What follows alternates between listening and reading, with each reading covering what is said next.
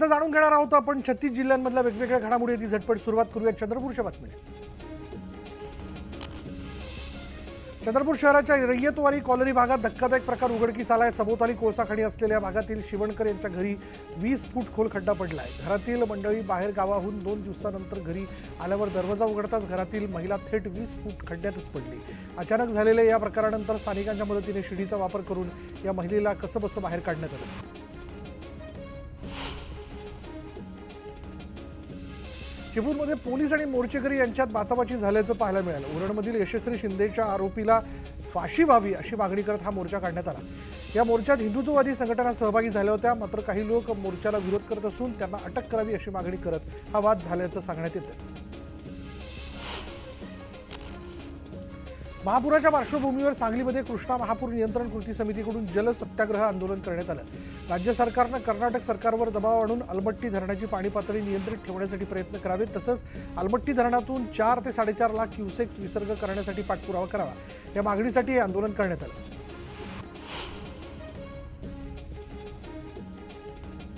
यवतमाळ जिल्ह्यात सतत 10 दिवस पावसानं हजेरी लावल्यानं पुसद तालुक्यातील पूस धरण 100% भरलंय। धरणाच्या सांडव्यातून पाणी ओसंडून वाहत असल्यानं नदीकाठच्या गावांना सतर्कतेचा इशारा देण्यात आला। पूस धरण भरल्यानं केळी आणि ऊस उत्पादकांना दिलासा मिळाला। हिंगोलीच्या केसापूर ते गांगलवाडी जाणाऱ्या रस्त्यांवर मोठ्या प्रमाणात खड्डे पडलेत आणि या खड्ड्यांमध्ये आता पावसाचं पाणी साचतंय। त्यामुळे सावळी तांडा आणि लोहगावजवळ रस्त्यावरून वाहन चालवताना वाहन चालकांना मोठी कसरत करावी लागते। कर्जाच्या कटकटीमुळे एका डॉक्टरनं दवाखान्यातच आत्महत्या केल्याची धक्कादायक घटना कराड तालुक्यातील ओंड इथं घडली। डॉक्टर हेमंत रेळेकर असं आत्महत्या करणाऱ्या डॉक्टरचं नाव आहे। दवाखान्यातच गळफास घेऊन त्यांनी आत्महत्या केली। खासगी सावकार आणि फायनान्स कंपनीच्या लोकांनी त्रास दिल्यानं त्यांनी आत्महत्या केल्याचा आरोप त्यांच्या नातेवाईकांनी केला। मराठा आरक्षण आंदोलक नेते मनोज जरांगे पाटील यांनी उपचार घेतल्यानंतर आज वाढदिवसाच्या निमित्तानं नागरिकांकडून शुभेच्छा स्वीकारण्यास सुरुवात करण्यात आलेली आहे। यावेळी त्यांनी माध्यमांशी बोलताना मराठा समाजाला कुठेही खचू देणार नसल्याचं त्यांनी म्हटलंय। पक्षानंतर बघा, आधी जात मोठी करायची असं आवाहन त्यांनी मराठा बांधवांना केलंय। मराठा काय असतो पुन्हा एकदा एकजूट दाखवायची असून मुंबईला जायची वेळ आली तरी मागे हटू नका असं त्यांनी म्हटलंय।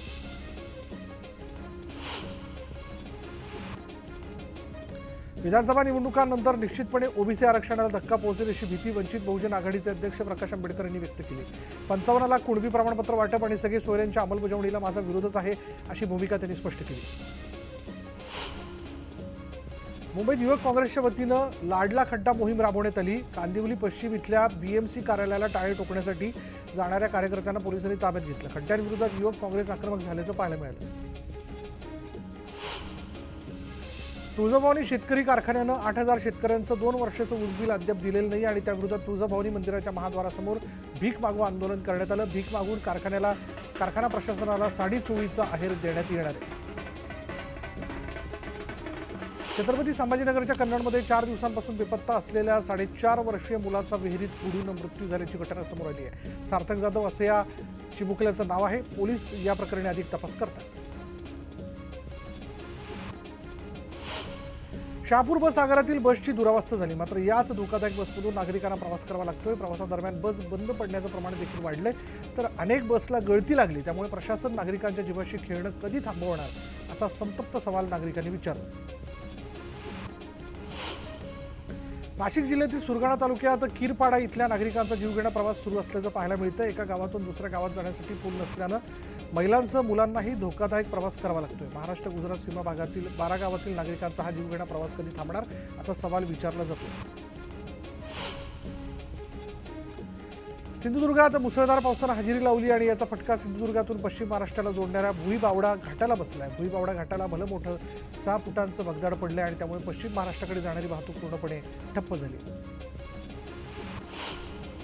सांगलीच्या कृष्णा नदीची पाणी पातळी 40 फूट 6 इंचावर पोहोचली आहे। सूर्यवंशी प्लॉट इनामदार प्लॉटमध्ये पुन्हा पाणी आलंय आणि त्यामुळे परतलेल्या 8 ते 10 कुटुंबांचं पुन्हा स्थलांतर करण्यात आलं। सांगलीत मुसळधार पावसानं पुन्हा एकदा हजेरी लावली आहे। कृष्णा नदी पाणलोट क्षेत्रात पडणारा पाऊस आणि कोयना धरणातून सुरू असलेला विसर्ग यामुळे कृष्णा नदीच्या पाणी पातळीत वाढ झाली। कृष्णा नदीने इशारा पातळी ओलांडल्यानं नदीकाठच्या गावांना सतर्कतेचा इशारा देण्यात आला। मुसळधार पावसामुळे गुहागर विजापूर मार्गावर चिपळूण बायपास रोडवर दरड कोसळली, त्यामुळे दगडमातीच्या आधारानं उभी असलेली झाडं मार्गावर कोसळण्याची भीती वर्तवली जाते।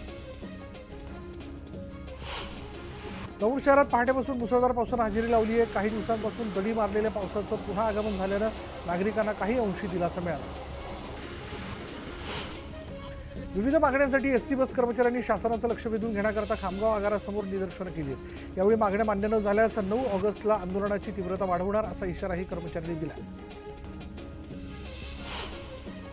गोंदिया जिल्ह्यात आदिवासी विकास महामंडळाचे उघड्यावर असलेले 5 लाख क्विंटल धान पावसामुळे खराब होण्याच्या मार्गावरती आहे. मागील 7 महिन्यांपासून धानाची उचल ही रखडली आहे. आंतरराज्य बालमजूर तस्करीचा धक्कादायक प्रकार उघडकीस आला. मध्य प्रदेशातील अनुसूचित जमातीचे बालमजूर बीडच्या माजलगावात मेंढ्या सांभाळताना आढळून आले. या बालमजुरांना वर्षाला 25,000 रुपये दिले जात होते आणि या सगळ्या बालमजुरांची बाल कल्याण समितीकडून सुटका करण्यात आली. महाराष्ट्र राज्याच्या इतिहासात पहिल्यांदा प्रधान मुख्य वनसंरक्षकपदी महिला अधिकाऱ्याची निवड झाली आहे.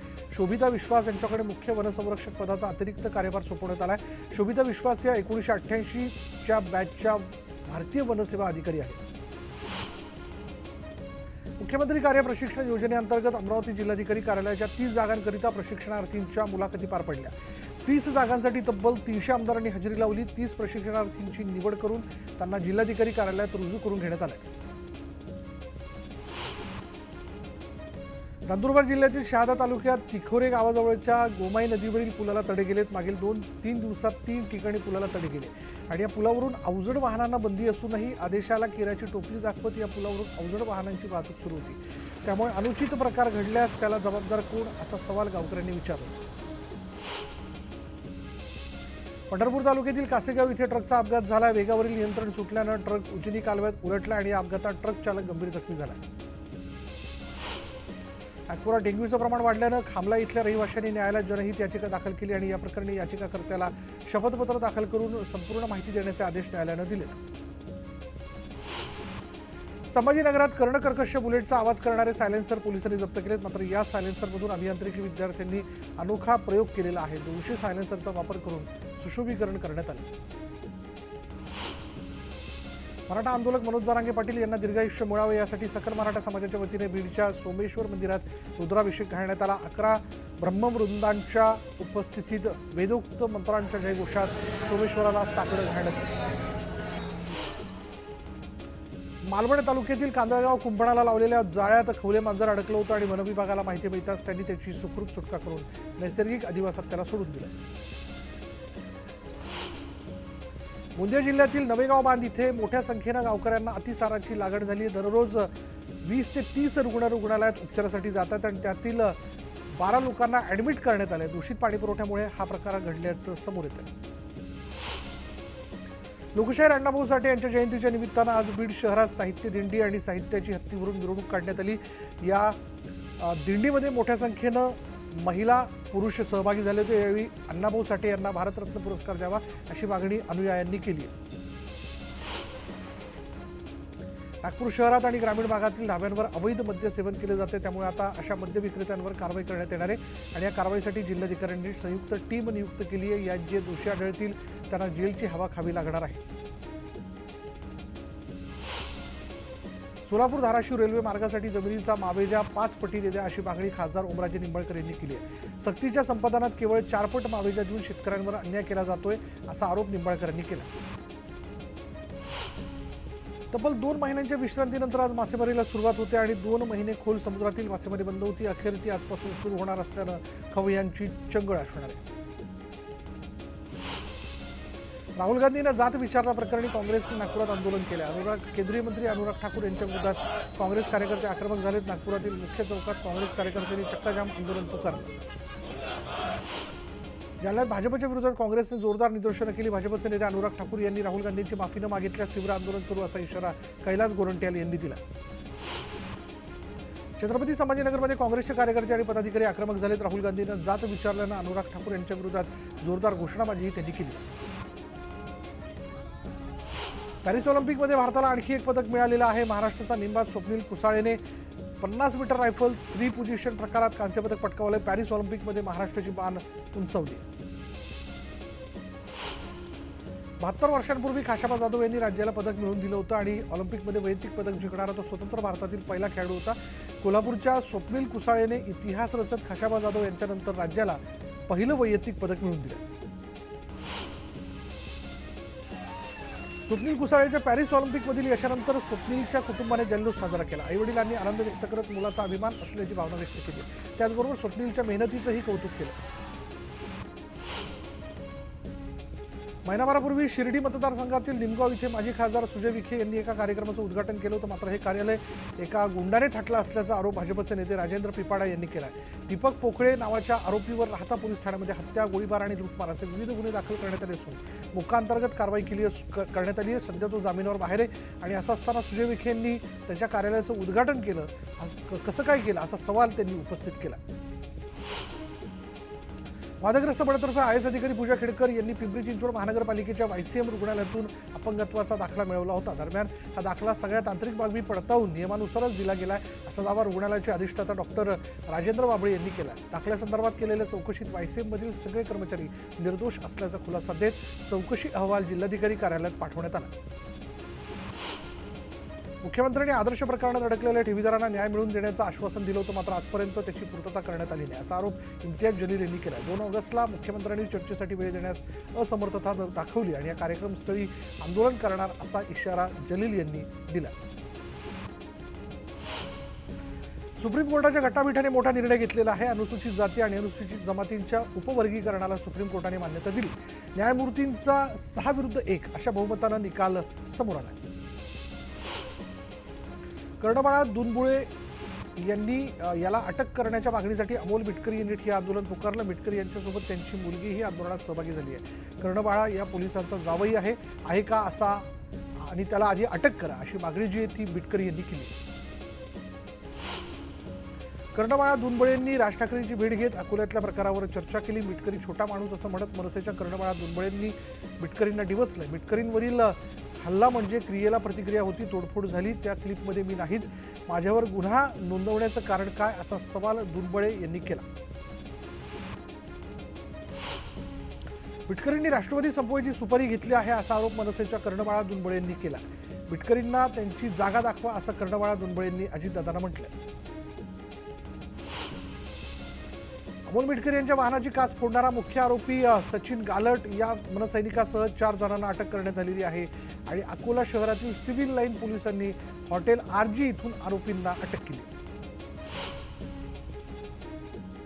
महाराष्ट्र नवनिर्माण सेनेचे अकोला जिल्हा विद्यार्थी सेना उपाध्यक्ष जय मालोकार यांचा 2 दिवसांपूर्वीच हार्ट अटॅकने मृत्यू झाला होता आणि त्यांच्या परिवाराची अमित ठाकरे यांनी भेट घेत सांत्वन केलं.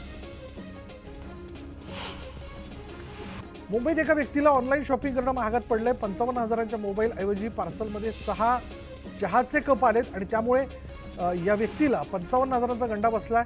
या प्रकरणी त्यानं पोलीस स्टेशनमध्ये गुन्हा दाखल केला.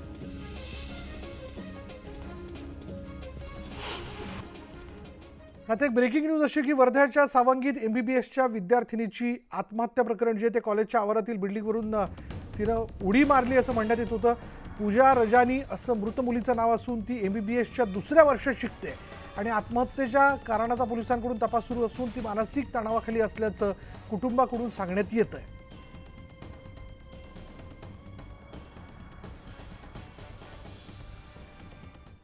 आणि आता वेळ झाली का ब्रेकची. ब्रेक घेऊयात. पहा फक्त न्यूज 18 लोकमत.